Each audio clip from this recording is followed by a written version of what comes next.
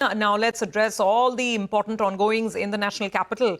The winter session of Parliament begins today. A total of 13 bills are listed to be taken up in this session. This includes the Insurance Laws Amendment Bill, the Jan Vishwas Amendment Bill, Insolvency and Bankruptcy Code Amendment Bill, the Atomic Energy Bill, the Corporate Laws Amendment Bill, to just name a few. But the one interesting one to watch out for is the Central Excise Amendment Bill and the Health Security, National Security Cess Bill. Now, these are two which are likely to replace the GST compensation cess with a higher excise duty on tobacco products. And then, of course, there's a new security cess on pan masala as well. These bills signal a major shift in the way taxes are levied. And that's why we've got Mr. Mani joining in from Deloitte to give us his first thoughts. Mr. Mani, thanks very much for joining in. You know, this was always the discussion. The compensation cess is going, now what? You know, what happens? How will the states be compensated if there is any revenue loss, etc.? So, first, what we understand, what Timsy has been telling us, that on tobacco particularly, at the end user level, this is going to be net neutral. It doesn't increase the incidence of tax. But the manner in which the taxes are going to be levied, I mean, what would your first take be? And how should we understand this? Okay, so I think the biggest aspect is that the suspense that was surrounding the taxation of tobacco products post September 22nd, that suspense is gone now. So we know what's going to replace. You are absolutely right in saying that the incidence on the end consumer is presumably going to be the same, maybe some marginal changes here and there, but it's largely going to be the same. The key aspect that I observed in what is proposed now at a broad level is the fact that while a health cess was always on expected lines, we also now have it called a health security cess. Now, this can possibly be linked to the fact that a couple of days back, the Defense Ministry requested for an allocation of 20% more for defense purposes in the budget. And therefore, since the cesses once collected for a particular purpose can be used only for that particular purpose, there is now a feeling that the amount that will be collected through this cess over the next few years will be high enough to take care of the health expenses arising from tobacco usage and also the additional security budgets that will be required. So that is one key aspect that I picked up when I looked at this. The other aspect is in respect of the central excise levies also, because bear in mind, GST is levied on tobacco products. There's also a central excise levy on tobacco products. And now there's going to be a health, national security cess also on tobacco products. So for tobacco product manufacturers and pan masala gutka manufacturers, the level of taxation and the number of taxes they are going to pay is going to continue to be humongous. That's not going to get, simplified. Since this is going to be levied on the basis of the production capacity and not on the sale, which is the norm with respect to all other products which are subjected to GST. It is going to be very interesting to see how they are going to enforce this. Because bear in mind, similar measures have been taken in the past, even pre-GST, on certain products of steel, etc., where they felt that there could be more of likelihood of evasion. So when something gets levied on the production capacity, typically the manufacturer has no option but to pay the tax, in this case the cess, on the estimated production capacity and not necessarily on how many goods leave his factory at that point of time. Mr. Mani, if I can just come in, so say ITC, just as an example, right, say operates at a 80-85% capacity utilization. So what will companies do? Will they bring down their rated capacity? What is to kind of, companies will look to reduce the tax incidence, otherwise tax incidence goes up. Yeah, I don't think companies will be given a choice to reduce the production capacity, or the rated capacity, for any purposes, because to a very large extent, the capacity will be as certified by the manufacturer of the equipment and not necessarily only by the user of that particular equipment. So if there is an issue on account of which they need to run it at 80% capacity, they need to take the GST officials and the GST commissioner into confidence, explain to them the reasons, and then maybe the production capacity based levy will be levied on that revised amount. The onus is on the manufacturer to demonstrate that. It is not on the GST authorities to do that. Okay. So the GST authorities will levy the cess assuming that the entire capacity is being utilized. So if ITC has capacity to produce 100 cigarettes a day, irrespective of how many it is producing, the cess is going to be on 100. Absolutely. So it is a presumptive levy in that sense. And if the presumptive levy is based on an aspect which is not possible, could be due to a commercial reason, could be due to a technical reason to do with the machinery, the onus is on the organization to approach the GST commissioner and get it down-rated.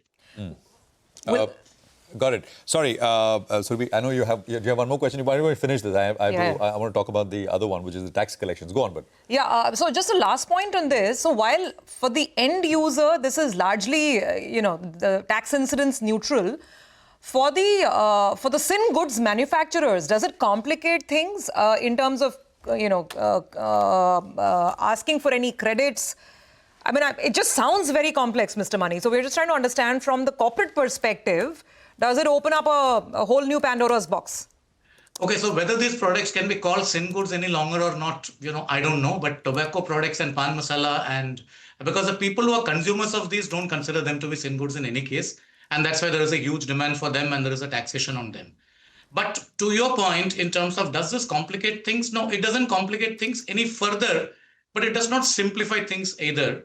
Because the expectation that many people had post 22nd September, where the GST level taxation on many products was simplified, was that some simplification can be attempted here also. Okay. The amount of tax collected can be the same, but possibly it need not be collected under so many separate heads with so many separate compliances. Sure. To that extent, the complication continues. Got it. So the complications continue. And my last question, which kind of feeds into what Prashant is coming to, which is overall tax buoyancy and collections.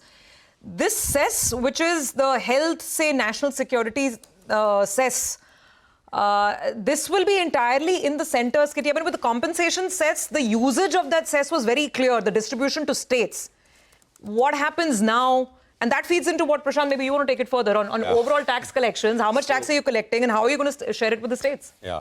Mr. Mani, let me just supplement that point. So 4.5, April to October, centre's total tax collection has grown 4.5%. The budgeted number is close to 11%. So there seems to be a shortfall. So my pointed question here is, they'll have to make it up, right? Either capex spends moderate, maybe excise on fuel, I don't know, I'm just thinking aloud. Given the government stance that they will not let the fisc slip, right? So something else has to happen. What will that be? Absolutely. So when we are talking of the Cess, we have to bear two things in mind. The fact that they're doing this in December, to me, indicates that the amount that they were required to collect to compensate for the borrowings during the pandemic have been completed. And therefore, technically, even if they continue collecting the compensation Cess on tobacco products as it is, they will not be use it for the intended purpose for which the Cess was levied. And on that, as you are aware, in the past, we have had the Supreme Court saying that when you levy a Cess for a particular purpose, it can be used only for that purpose. It can't be deployed for any other purpose. So compensation aspect is over. And now they are coming up with a Cess which is going to take care of two things, health and security. Now, to your point of, is this going to help in managing the fiscal deficit? We'll have to wait and watch when this is introduced in Parliament. And in terms of the explanation that the FM gives when this particular bill is introduced. Can you answer the other question, which is, irrespective of this Cess, this 4.5, the gap is large in terms of collections. What do you think the government will do? I think that we still have 4 months and there is a lot of buoyancy that has come in because of the GST rates being lowered. So the GST collection data that will come out later in the day today is going to give us a very key indicator of how the collections are going to stack up. Because as you are aware, GST collections have been very, very buoyant in the last 8 months or so. What is the growth, April to, do you have the number? GST collection, April to October or April to September, right? So I don't have the data in front of me right now, but on a monthly basis. Okay. You're saying that, well, because it's GST... been going up month on month. Sure. Be a GST, but I think it's low single digits if you look at like-to-like, the growth. Same period last year. I mean, this 9% roughly is what I recollect. 9% roughly year on year. 9% growth. And Mr. Money, I mean, since you brought that one, that's really important. We need to see, because the government's argument was that any loss in tax will be made up by just the buoyancy, by higher consumption of goods and services, right? So, and if I remember correctly, when the cuts were announced, the notional loss was supposed to be somewhere close to maybe, I think, 1 lakh crore. If you could just revise the numbers and what your estimates would be. This will be the first full month that we get the GST data post the GST cut. So any expectations in terms of how much we should expect? What we have been seeing in the marketplace is that there has been truly a consumption boom across products. And when I'm saying across products, many of the products which begin the largest kitty in terms of GST. So automobile sales, for example, where there is a large amount of GST collected, have been very, very buoyant. So to my mind, we should just wait till, maybe 4 p.m. today when the GST collection data is expected and see how it has performed for the first full month. And that will give us an indicator in terms of how it is panning out. Yeah. Just bear in mind just one more aspect, that the concept of a festive season or a festive sale is now coming down a bit. So the dependence on the festive period for collections is coming down a bit because consumption is more evenly spread throughout the year. Okay. All right. Got that, Mr. Money. Thanks very much. So two important things we need to watch. One is what is the GST number as it comes out today? And two, when this bill is introduced with this new Cess, National Health and Security, this is no longer a compensation cess. So the money doesn't necessarily have to go to the states. So will it be added to the centre's kitty? We'll watch out for this as well in the fine print. Thank you so much, sir, for joining us today.